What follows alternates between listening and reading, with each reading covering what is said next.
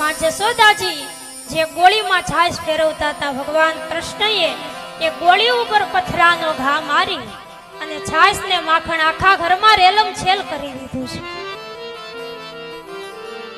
જશોદાજી આવી અને જુએ તો ભગવાન કૃષ્ણ એ જશોદાજીની સામે નાચવા લાગ્યા છે. એટલે આ જોઈને જશોદાજીને ખૂબ ક્રોધ આવ્યો છે, ખૂબ ગુસ્સો આવ્યો અને જશોદાજી એ સમયે હાથમાં લાકડી લીધી છે.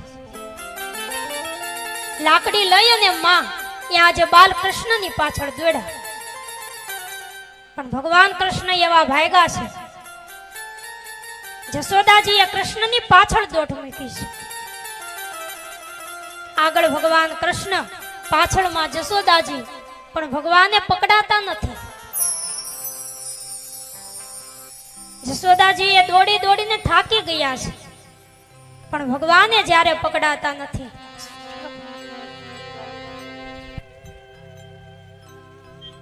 એટલે જશોદાજી એ એટલા થાકી ગયા છે દોડી દોડીને કે હાવ રડવા જેવા થઈ ગયા છે. ભગવાન શ્રી કૃષ્ણ માની આવી દશા જોઈ અને સામેથી પકડાઈ ગયા છે.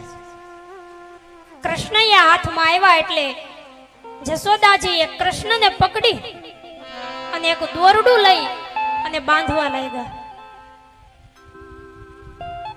પણ ભગવાન કૃષ્ણ એ જશોદાના એ દોરડાથી બંધાતા નથી. માં જશોદાજી એ કૃષ્ણને બાંધવા જાય પણ દોરડું એ 2 આંગળ જેટલું ખૂટ્યું છે. એટલે જશોદાજીએ બીજું દોરડું લીધું છે. બીજા દોરડાએથી બાંધે તો બીજું દોરડું પણ 2 આંગળ જેટલું ખૂટ્યું. જશોદાજીએ કનૈયાને કહેવા લાગ્યા કે આજે તો કદાચ આખા ગામમાંથી દોરડા માંગવા પડે ને તોય માંગી લે, પણ આજે તને બાંધ્યા વિના નહીં રહે.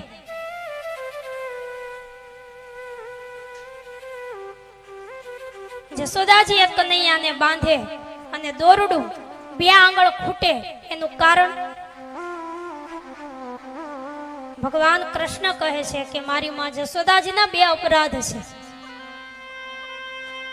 એક તો કે મારી માં એ મારી પાસે ખોટું બોલી છે, અને બીજું કે મારી માં એ મને હેઠો મૂકી અને એક દૂધ જેવા પદાર્થ માટે દૂધની પાસે દોડી ગઈ મને ભૂખો રાખ્યો. 2 અપરાધ હતા જશોદાજીના, એટલે એ દોરડું 2 આંગળ ખૂટતું હતું. પણ જશોદાજીએ ભગવાન કૃષ્ણને બાંધવાનો મનોરથ કર્યો છે કે આજે તો હું કનૈયાને બાંધીને રહીશ. એટલે ભગવાન કૃષ્ણએ વિચાર કરવા લાગ્યા કે જો હું માં જશોદાજીના આ દોરડાથી બંધાઈશ નહીં, મારી માએ મારી પરમ ભક્ત છે, અને જો ભક્તની ઈચ્છા, ભક્તનો મનોરથ હું પૂરો ન કરું તો આ જગતમાં ભગવાન તરીકે મને માને કોણ? એટલે ભગવાન કૃષ્ણ એ આજે જશોદાજીના એ દોરડાથી બંધાઈ ગયા છે.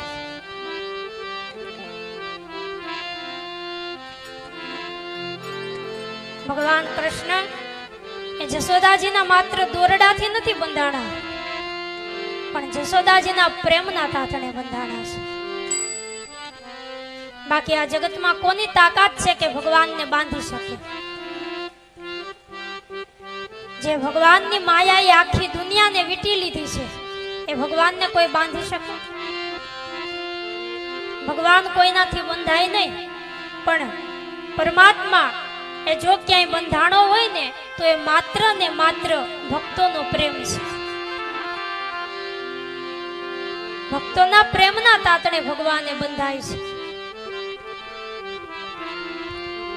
અને જ્યાં પ્રેમ હોય ને ત્યાં તો ભગવાનને આવવું પડે છે.